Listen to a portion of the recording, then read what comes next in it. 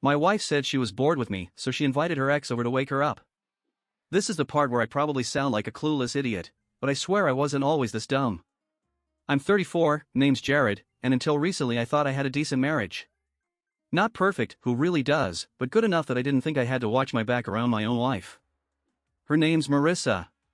She's 32, works in digital marketing, and she's one of those people who can make a smoothie, answer emails, and hold a phone call all at once without dropping a beat. Super sharp. Witty. Pretty without trying. I fell for her hard 7 years ago. We got married 5 years ago. Things were steady, warm, familiar. Maybe too familiar. Looking back, I should have paid more attention to the small shifts. You don't notice erosion when it's happening. You just wake up one day and half the coast is gone. I think it started around 6 months ago. We stopped having sex. Not that we were going at it like rabbits before, but there was still affection, intimacy, spontaneity. Then it just stopped. She'd say she was tired or had a headache or was just not in the mood lately. I didn't push it. I figured everyone has dry spells. But it started bleeding into other areas. No more sitting next to me on the couch, no random texts during the day, no "how was your day" when I got home. It was like she was there, but tuned to a different frequency. She started spending more time on her phone. Always with that smile, half amused, half secretive. I joked once, like, "You texting your boyfriend?" and she laughed and said, "What if I was?" And it was a joke. It had to be. But even jokes have roots somewhere. I asked her if everything was okay. She said she was just overwhelmed with work. Fair. She'd recently taken on a bigger role at her job. I offered to do more around the house. I cooked more. Cleaned more. Tried to give her space. I thought I was being supportive. But the more I tried to help, the more distant she became. One night she came home late. She said she'd been out with coworkers. I believed her, because I didn't want to not believe her. She smelled like a different cologne when she hugged me. Not hers. Not mine. Something musky and aggressive. She didn't notice that I noticed. Or maybe she did and just didn't care. That night I lay awake staring at the ceiling while she scrolled through her phone under the blanket. I asked, "What are you reading?" and she said, "Just Reddit." I wanted to ask more. I didn't. I think part of me didn't want to know the answer. Things got worse. It was subtle, but unmistakable. Her laughter changed. The way she dressed at home shifted. She started wearing makeup more often, even when we weren't going anywhere. I asked if she was seeing someone. She looked me dead in the eye and said, "Do you think I would do that to you?" And I said, "No, because I wanted it to be true." I confided in my friend Caleb. He said, "Man, you gotta talk to her." Really talk. I said I tried. He said, "Then you gotta start thinking about what's next." What's next? I didn't want a divorce. I didn't want to break up. I wanted my wife back. I wanted to feel like I wasn't invisible in my own marriage. About 2 weeks ago, I came home early from work. Her car was in the driveway. She wasn't expecting me. I walked in quiet. No sounds. I thought maybe she was napping. Then I heard her voice from the kitchen. Laughing. Not just laughing, giggling, like she used to with me when we first started dating. I froze by the hallway. She was on the phone. I heard her say, "You always knew how to make me feel alive, even when I didn't want to admit it." Pause. No, he has no idea. My heart felt like it dropped into my stomach. I should have walked in, confronted her. I should have said, "Who are you talking to?" But I didn't. I backed out of the house like I'd walked into a stranger's home. I sat in my car for an hour.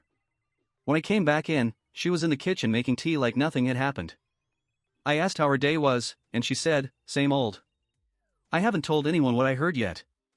Not even Caleb. Not even my therapist. Yeah, I've been seeing one for a few months, started when I felt the ground shifting beneath me. I haven't told her either because I don't know what to do with it. It feels like if I say it out loud, it becomes real. It stops being something I can ignore or explain away. And yet, I still love her. That's the worst part. I still look at her and think about how we used to drive out to the lake, how she used to put her feet on the dashboard and sing off key. I think about how we used to make each other laugh until we cried. I think about the woman who once told me I made her feel safe. Now I just feel like a roommate. Maybe not even that. I don't know if I'm being weak for staying quiet. I don't know if I'm betraying myself by hoping things will change. But I'm scared. Scared that if I bring it up, I'll lose everything. And scared that if I don't, I already have. Anyway. That's chapter 1, I guess. I'll write more soon. Maybe it'll help me make sense of things. A few days after I overheard Marissa on the phone, I convinced myself I'd imagined it. Or maybe I misunderstood. That's the trick with overhearing pieces of conversations, you fill in the blanks with your worst fears. I tried to convince myself she was talking to an old friend, not someone who meant anything. But deep down, I knew I was lying to myself. So I did the adult thing. I asked her if she wanted to go out to dinner. Just the two of us. No phones, no work, no distractions. She hesitated at first, said she had a lot going on. I pushed, gently. She finally agreed. We went to this little Italian place we used to love back when we were dating. Same table, same candles, same soft jazz soundtrack. But it didn't feel the same. We sat in silence for a while after ordering. She scrolled her phone until I asked her to put it away. She looked surprised but did it without argument. I started with, I feel like we've been drifting. She didn't deny it. Just looked at me like I'd pointed out something she'd known for a while. I miss you, I added, trying to smile. She blinked slowly. I know. I miss something too. That should have been a red flag, right? Something instead of you. But I let it slide. I asked what she thought we could do to get back on track. Her response? I don't know. Maybe we're just different now. I asked, different how? She stirred her drink, then said, I feel numb sometimes. Like I'm just going through motions. Like I'm stuck. The word hit me hard. Stuck. I never wanted her to feel stuck with me. I asked if she wanted to try counseling. She shook her head. It's not that. It's not about us, Jared. It's me. I feel like I've lost who I am. I didn't know how to respond to that. I mean, what do you say when your wife tells you she doesn't feel like herself anymore? That she's detached from her own life? She reached across the table and touched my hand. It felt more like a goodbye than a connection. I love you, she said. I do. But love isn't enough to make someone feel alive. I remember thinking, then what the hell is? We drove home in silence. She went to bed early. I stayed up watching some dumb action movie I didn't care about, drinking the last of the whiskey. I checked her phone when she went to the bathroom, not proud of it. Nothing in messages. But she had Instagram DMs from someone named D. Just the letter. No profile pic. The messages were deleted, but I saw the name come up in her notifications. I didn't say anything. Next morning, she was all smiles again. Made coffee. Kissed my cheek. Like our weird, half-confessional dinner never happened. I wanted to believe that was progress. Maybe she opened up, and now we worked through it. I kept telling myself that. But it didn't change anything. She still stayed up late on her phone. Still dressed like she was trying to impress someone, even on a lazy Sunday. Still laughed that low, private laugh I hadn't heard in years. I started doing things to get her attention. Cleaned the house top to bottom. Started running again, trying to look better, feel better. I cooked dinner 3 nights in a row. She barely noticed. Complimented the food but didn't look me in the eye. I talked to Caleb again. Told him some of what was going on and not the phone call, not the DMs, but the general stuff. He said, Jared, are you sure she's not just over this whole marriage thing? I hated hearing that. But it stuck with me. That night I asked her straight up, do you still want to be married to me? She looked up from her book. What kind of question is that? A real one, I said. Because if something's going on, I'd rather know than live in the dark. She didn't speak for a full minute. Then she said, I don't know what I want. I felt like someone pulled the floor out from under me. I don't want to hurt you, she said. But you are, I said. Every day. She wiped a tear but didn't come to hug me. Just stood there, like she didn't know how to touch me anymore. A few days later, I heard her on the phone again. This time I was walking up the stairs and she didn't hear me. She was in the guest room with the door almost closed. She said, "It's not that simple. He's a good man. I don't know if I feel anything anymore." Then a pause. Then, "No, I haven't told him about you. I will. Just not yet." I stood outside the door like a ghost, heart thudding in my chest. I could feel sweat on my back. My hands shook. That night, I brought up the guest room call. I said, "Who's Devin?" She flinched. Just barely, but I saw it. She looked away. "He's someone I used to know." I asked, "Why are you talking to him now?" She said, "Because he reminds me of who I used to be." I asked, "Are you in love with him?" She didn't answer. That was the first time I didn't sleep in our bed. I went to the couch. She didn't come looking for me. In the morning, she was gone before I woke up. Left a sticky note on the counter, "Don't wait up tonight. I have plans." No explanation. No apology. I folded the note and stuck it in my wallet. Still have it. I'm not sure why. The weekend getaway was her idea. She pitched it like a last-ditch effort to reconnect. "Let's go somewhere quiet," she said. "No phones. Just us. One more chance to figure this out." I wanted to believe it was sincere. That maybe she'd realized how far things had slipped and wanted to try. So I said yes. I even smiled. We booked a cabin upstate, about 2 hours out. We used to go on little trips like this early in our relationship, hiking, cooking together, making love on cold mornings under heavy blankets. I packed a flask, some old board games, and a playlist I made back when I still thought love was enough. We didn't talk much on the drive up. She looked out the window the whole time. I kept my eyes on the road and tried not to say the wrong thing. When we pulled up to the cabin, she gave a small smile, like she was remembering something good. I took it as a sign. Maybe there was still something left between us. The first night was actually okay. We drank wine, made pasta, listened to music. She laughed. A real laugh. The kind I hadn't heard in months. I let my guard down.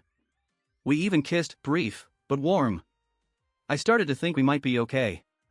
The next morning, everything changed. We were sitting on the deck drinking coffee when she said, "Don't be mad, okay?" No good sentence starts like that. She looked me in the eyes. "I invited someone here." I blinked. "What?" "Devin. He's on his way." I thought she was joking. I stared at her, waiting for the punchline. None came. "Why would you do that?" I asked. She folded her hands in her lap. "Because I need to see what I feel. For you. For him. For myself." I stood up. "You invited your ex-boyfriend to our weekend retreat?" "He's not just an ex," she said softly. "He's complicated." I started laughing. Not because it was funny, but because it was the only thing I could do to keep from screaming. "You brought me out here to watch you decide between us?" "No," she said. "I brought you here to finally be honest. To see what it feels like to be seen again." My hands were shaking. "I see you. I've always seen you." She looked away. "But not in the way he does." I walked inside. Packed my stuff. I was ready to leave, to drive off and never speak to her again. But then I saw her sitting on the porch, crying. And I froze. Because part of me still loved her. Still hoped this was some kind of crisis she'd snap out of. She came inside and said, "Please. Just stay. One night. If nothing changes, I won't fight you. We'll go home, and I'll give you what you want." I didn't know what I wanted anymore. I stayed. Devin showed up around 6 p.m. He was taller than me. Confident. Wore a leather jacket like it wasn't a cliché. He smiled at me like we were old friends. Said, "Thanks for being cool about this." I didn't answer. Marissa poured wine. They sat on the couch. I sat across from them. The air felt thick, like it was filled with invisible strings pulling in opposite directions. We played cards. Talked about stupid things. I kept trying to read between every glance, every smirk, every casual touch. Around midnight, Marissa stood up. "I'm going to bed," she said. Then she looked at me. Alone. She walked off. I sat in silence with Devin. He took a sip of wine and said, "She always hated sleeping alone. Funny how things change." I clenched my jaw. He looked at me and said, "You're a good guy, Jared. But you and I both know she's not yours anymore." I wanted to hit him. I wanted to scream. But I didn't. I went to the spare room. Lay awake. Heard soft footsteps down the hall. Then voices. Then the sound I'll never forget. I buried my face in a pillow. Tried to shut it out. Couldn't. Morning came. They were in the kitchen making breakfast. She looked radiant. Like a woman in love. I wanted to die. She said, "We need to talk." I nodded. Devin stepped outside. She sat across from me. "Last night was real. I needed to know." "I'm sorry." "For what?" "For hurting you. For making you stay." I asked, "So what now?" She looked down. "I don't know. But I know I feel something with him. I don't feel dead." "And with me?" She looked at me with eyes that weren't cruel, just empty. "I feel tired." That broke me. I packed again. She didn't stop me. Devin didn't say goodbye. As I drove away, I kept waiting for her to call me back. To run after the car. To cry. Nothing. I got home and sat in the living room, still smelling her shampoo on the jacket I'd worn the night before. I wanted to rip it off. Burn it. But I didn't. Instead, I opened my laptop. And started typing. I didn't hear from her for 3 days. No texts. No calls. Nothing. The house was too quiet. Every room felt like it had her shadow in it, and I couldn't decide if I hated her or missed her. I went back to work, but I wasn't really there. Just moving paper, pretending to care, answering emails like I was someone else. Caleb came over on the second night. Brought beer and didn't say anything for a while. Just sat with me. Finally he asked, "You want to talk about it?" I shook my head. I'd have to know where to start. He opened another beer. "So start at the part where she invited the dude to your face." I let out a dry laugh. "That's the part one wish was made up." "You stayed?" I nodded. "Man. Why?" I didn't have a good answer. I said, I think I needed to see it. So I'd stop hoping. He didn't say anything else. Just sat there. On the 4th day, Marissa texted me. "Can we meet? Just talk. No pressure." Against my better judgment, I said yes. We met at a coffee shop near our old apartment. She wore a hoodie and sunglasses like she didn't want to be seen. I wasn't sure if that was for me or for her. We sat in the back. She didn't order anything. Just sat there fiddling with a spoon. "I didn't plan for it to happen that way," she said. I didn't respond. I thought maybe if I saw him again, it would make me feel something. And it did. I nodded. "You felt alive." "I remember." She bit her lip. "I know how it sounds." "Do you?" She looked up. "You're angry. You should be. But I need you to know, it wasn't about hurting you. It was about figuring out if I still had a heartbeat." I said, "So on what? The coma? And he's the jolt?" She didn't answer. "Then, I slept with him. More than once. You know that." I nodded. I was in the next room. Silence. She wiped her eyes. "I'm not going to justify it. But I need you to hear this, I'm not staying with him." That surprised me. "Why not?" I asked. She hesitated. "Because it turns out he's a fantasy. A memory. He doesn't fit into the real world anymore. Not mine. And I do." She looked pained. "You're real. You're everything I should want. You're the man I built a life with. But..." I waited. I don't know if I deserve that life anymore. It hit different. I expected blame, excuses, deflection. But she sat there like a ghost of herself, tired and hollow. "I'm seeing a therapist," she said. "Started yesterday." I didn't say anything. I didn't know what to say. I don't expect anything, she added. I just needed to tell you. I'm sorry. I nodded. Okay. That was it. No grand gestures. No resolution. We stood up to leave. Outside, it started to rain. She offered me her umbrella. I didn't take it. Weeks passed. I stayed in the house. Alone. Marissa didn't come back. But she didn't vanish either. She'd send the occasional message. Sometimes just a photo of our dog, who was with her. Sometimes a memory. A song we used to like. Always neutral. No pleading. I hated how part of me clung to those crumbs. One night I went out drinking alone. Bad idea. I texted her. Something pathetic. Something like, "Did you ever really love me?" She replied the next morning. Yes. I loved you in ways I didn't understand until I broke them. I stared at the message for hours.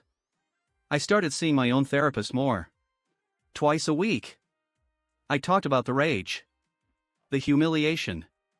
The nights I'd lie awake thinking about them in that room. My therapist asked, "What would closure look like for you?" I said, her realizing what she lost. She said, "That's not closure. That's revenge." She was right. One afternoon, Marissa emailed me. Not text, emailed. Long message. She talked about everything. Our first date. The way I used to hold her hand when she got anxious in public. How she felt herself slowly turning into someone she didn't like and didn't know how to stop. She said she tried to fill the hole with someone familiar, someone who reminded her of who she thought she used to be. It didn't work. She ended it with, "If there's any version of forgiveness, even if it's quiet and far away, I hope I've earned it. If not, I understand." I didn't reply. Not because I didn't feel something. But because I didn't know what it was yet. It's been 3 months since the cabin. Since the silence. Since the email I never answered. I've changed. Not dramatically. Not like in a movie where the guy shaves his beard and runs a marathon. But in quiet, subtle ways. I stopped waiting. That was the biggest shift. I stopped checking my phone for messages that might never come. I stopped rehearsing conversations in my head that would never happen. I started living like I was the only one in the room. Not waiting for someone to walk back in. I still have bad days. There are nights I wake up sweating, convinced I hear her voice in the kitchen. I still can't listen to certain songs. There's one drawer I haven't opened yet, the one with our old anniversary cards. I don't know why I haven't thrown them away. Maybe I'm scared of forgetting too much. Or maybe I want to remember how it started before I accepted how it ended. Caleb's been solid. He checks in. Doesn't push. Just shows up with takeout or suggests a game night. He's never once said, "I told you so." That's a rare kind of friend. Marissa didn't push either. After that email, she didn't follow up. She gave me space. Real space. The kind where someone finally understands that no response might be the response. Then, about a month ago, she texted, "Can I drop off your stuff? I'll leave it at the door." I said okay. She came by when I wasn't home. I saw the box when I got back. Neat, taped shut, her handwriting on top. Jared. Nothing else. Inside, old hoodies, a few books, my favorite coffee mug she always used to steal. And a photo I didn't expect, us at the lake, 3 years ago. Smiling. Dumb and happy. She looked at me like I was the whole world. I sat with that photo for hours. Then, last week, she called. First time since it all went down. I let it ring twice before answering. "Hey," she said, softly. "Hey. How've you been?" "Different," I said. "You?" "Same." Silence. Then she said, "I'm leaving town." I didn't say anything. New job. Other side of the country. Still nothing. I wanted you to hear it from me. Not through someone else. I nodded, forgetting she couldn't see me. Okay. And I just wanted to say thank you. For what? For being good to me. Even when I didn't deserve it. I didn't know how to respond. Part of me wanted to hang up. Another part wanted to cry. Instead I said, I hope it's a good place. I hope I'll be a better version of myself there. I hope you already are, I said. It came out without thinking. But I meant it. She paused. Then, take care, Jared. You too. And just like that, she was gone. No drama. No last confession. Just two people who shared something real, broke it, and kept walking.